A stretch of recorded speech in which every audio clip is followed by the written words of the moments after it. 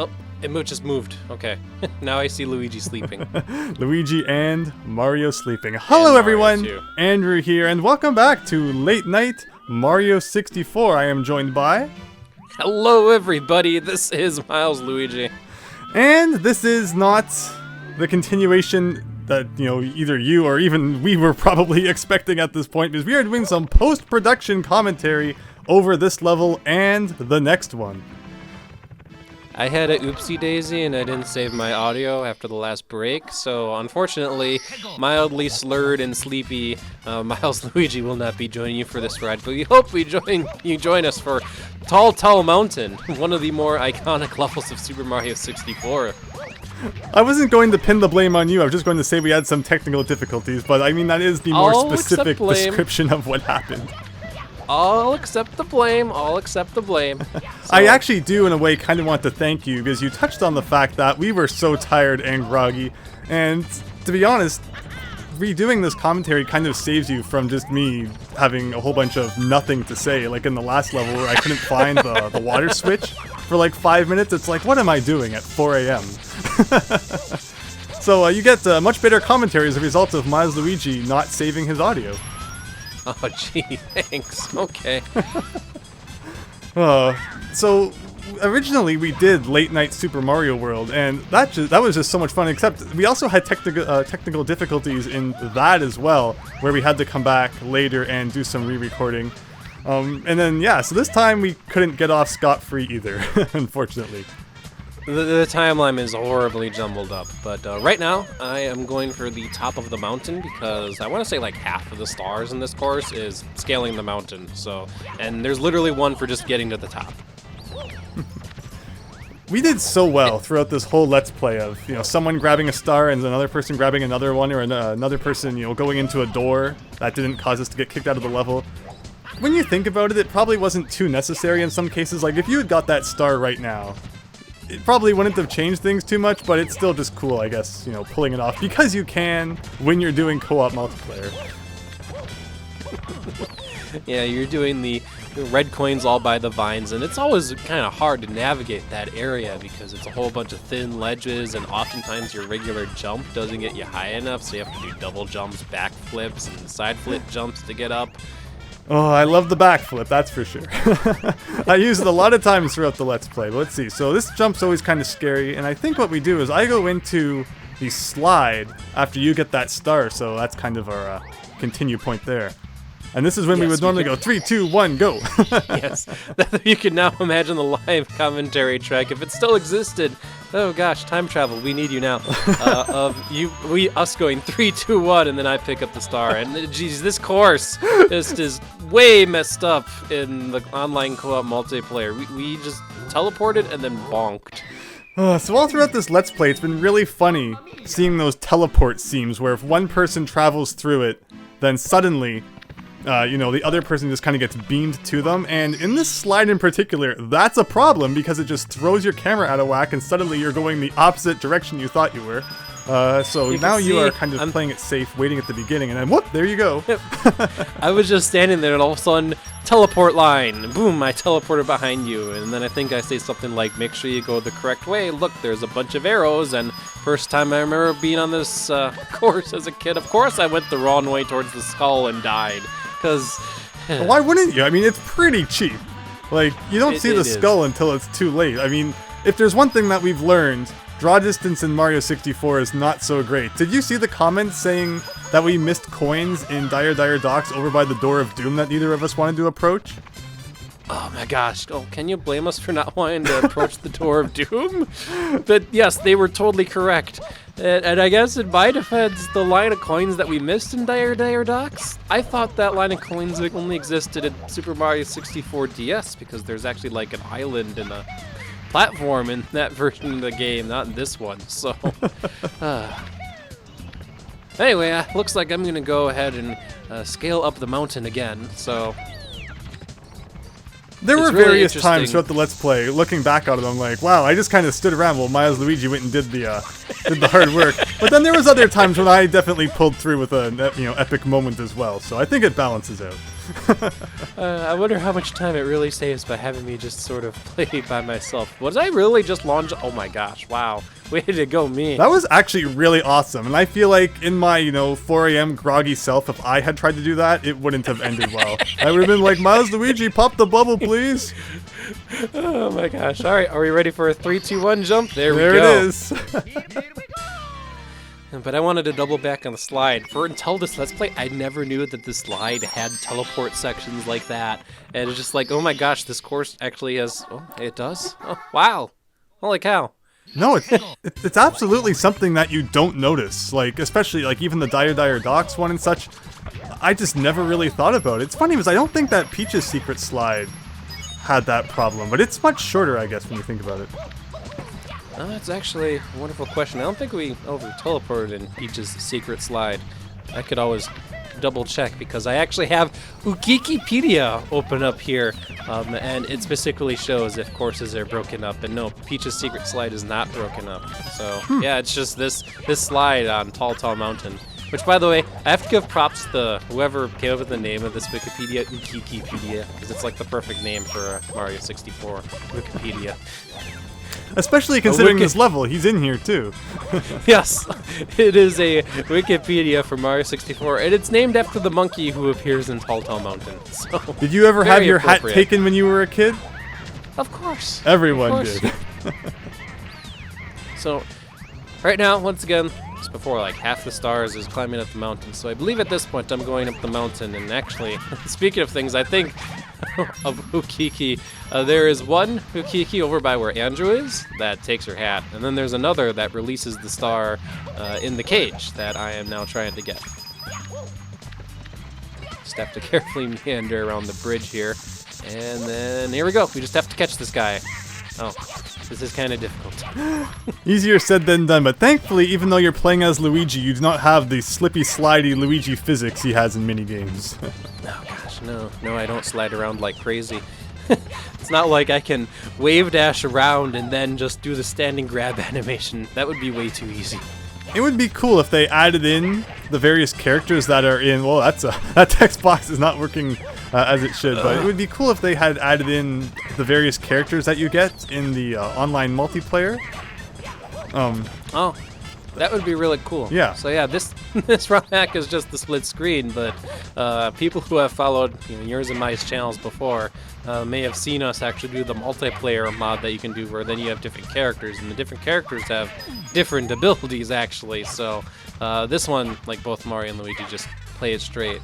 But I definitely, rewatching this, I remember that text box coming up surprised us because both of us controlled the text box, and I thought Kaz disabled text boxes because they cause problems, but I guess not in the case of Ukiki. Ukiki's way too special. And I think what we think happened was when that text box came up, you had the choice whether to forgive him or not, and since I was also controlling it, we think you accidentally went to no. So he doesn't go down and release the star from the cage, so now you're just carrying him down there. No. Oh no! Like, I might as well give you the penguin treatment. Oh boy. So yeah, I mean, technical difficulties again were a common theme throughout this Let's Play. Not just because it was late, not just because Milesluigi broke the internet again, but because it was still kind of an experimental hack, and as you will definitely see at some point, if not already proven by the fact that poles were broken, there's definitely some things that needed to be fixed at the point in time that we were recording this. Right, back through the slide we go. Yeah, we kind of gave up on the good old monkey there. And what's the plan? Just get coins and maybe go for 100, possibly? Possibly. Yeah, just teleport. Whoop, there we go. On the note of this course is actually relatively tighter on the coins, believe it or not. It, including the slide, it has 137, so... I like how we both missed the turn. Like, how did we both manage to miss that? I don't know how Save it, I managed to do that. How did I do that? I'm jumping back up the slide. And now I'm like, can I get onto the detour? Yes! Now that was a pro gamer move moment right there, Milesluigi. Good job. Do you know where that phrase came from? I know you've told me in the past. Okay. Well, for our audience's sake, in case you've heard that term but you don't know where it came from, it was specifically Vsauce. He was like doing this Mario game where you type in quadratic equations. It's supposed to teach you about math. And he's like, let's do a pro gamer move. And instead of typing in a quadratic, he types in the cubic equation and it works. And it's like, okay, I'm not sure why the game lets you type in cubic. Oh, look, you can type in a sine wave function. Oh, okay. I guess this is really powerful. You can make Mario follow any shape of any function, really. Okay. I need to check out that game now. Oh, that was my pro move right there. Saved from Milesluigi having to pop the bubble again. Oh yeah, I definitely think we were going for coins now since I totally messed up Yukiki. Mm-hmm. It's a pretty scary course to do it, especially when you're jumping from those mushrooms there. I have to admit that having that kind of bubble safety net definitely did take some of the pressure off at times, knowing that, you know, the other person can just save one if someone fell. We can't both fall at the same time, though. It, of course, had happened at times, but... And it's also very forgiving that each time that you go to a new screen, you get both your lives back, so... All around, a very forgiving and nice hack. It was just very enjoyable to play, except for the glitches, which there has been a new version released since, which we will actually talk more about in the future, but I believe some of those things have been fixed.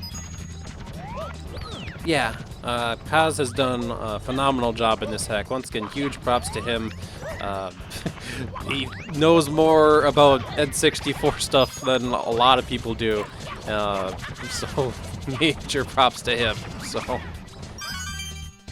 there we go. There's the red coin star spawning on top of one of the mushrooms. Okay. Which, earlier when I did that super long lawn jump off the log to get that one other star that was just in the mushroom, you're supposed to blast off of a cannon to get that star, which I definitely remember doing first time, but it is, I personally think it's just easier to lawn jump to the thing than try to blast a cannon to the mushroom. For sure. I mean, using the cannon to get that star is so awkward too. You have to know about the kind of secret teleport spot. You can kind of do an awkward jump to get down to the cannon, but all around that's just a really bizarre star. The easiest way is definitely just kind of jumping to it naturally. Mm-hmm. Definitely it is. Alright. Oh, you almost got the star! Oh, I was pretty close there. Okay, we're gonna do one more try for the star in the cage. I think that's what we were gonna do before. Oop, you fell. Ah!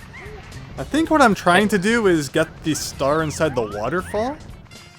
Oh. Just have to time it properly. Because of course what you do is you hit that switch and then the block appears in front of it, but maybe that's not what I'm doing.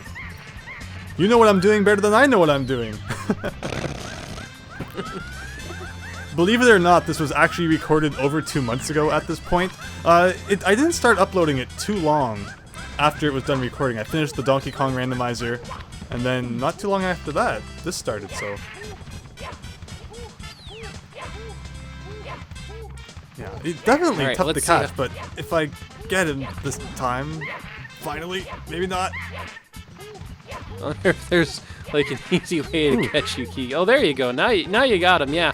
And now here comes the text box, and yeah, what I think happened is that we accidentally hit the hold on / don't free him, and then he doesn't give you the star. And it's like, thanks for that text option, game. If Milesluigi asks for a star, do it, or else he'll throw you off a cliff. You saw what he did to the penguin, man. There it is.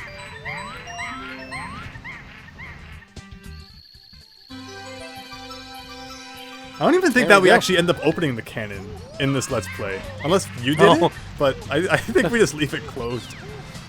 I'm not... Where is the pink bomb on this course anyway? I'm not sure. It's actually right by where I just got that star. You fall down this kind of really awkward side of the cliff, and the red bomb is just on this random platform in the middle. It's really weird.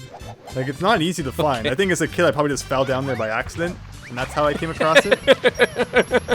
Honestly, I feel like a lot of things in Mario 64 as a kid, you just find them by doing them by accident. Oh, look at us go. You get carried by the wind, and I just fall into the small gap, and just, there goes me into a bubble. So remaining in this course is inside of the waterfall. And is that it? Yeah, so there's just one star left, which is the one inside the waterfall. Now that I think about it, I think we were actually having a race to get to it, so... Yes. All context is lost, but... Well, you're currently ahead of me, but once you know all these platforms by the vines, they're really complicated, and I guess my skills are starting to shine here, despite them being withered by it being 4 in the morning.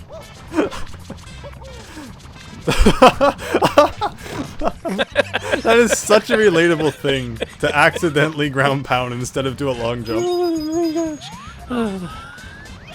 Yeah, I'm 20 plus years of playing Mario 64, and I still accidentally press A and then Z instead of Z and then A, and that causes you to just do jump ground pound. So, yeah, you won.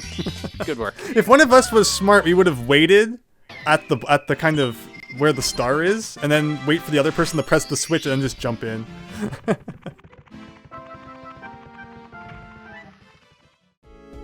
Thank you so much once again for taking the time to check out my content. If you enjoyed, please consider leaving a like and subscribing, as it helps my channel grow, and I also have a Patreon page where everything that I receive goes towards making the quality of my work even better. So thanks again, and hope to see you next time.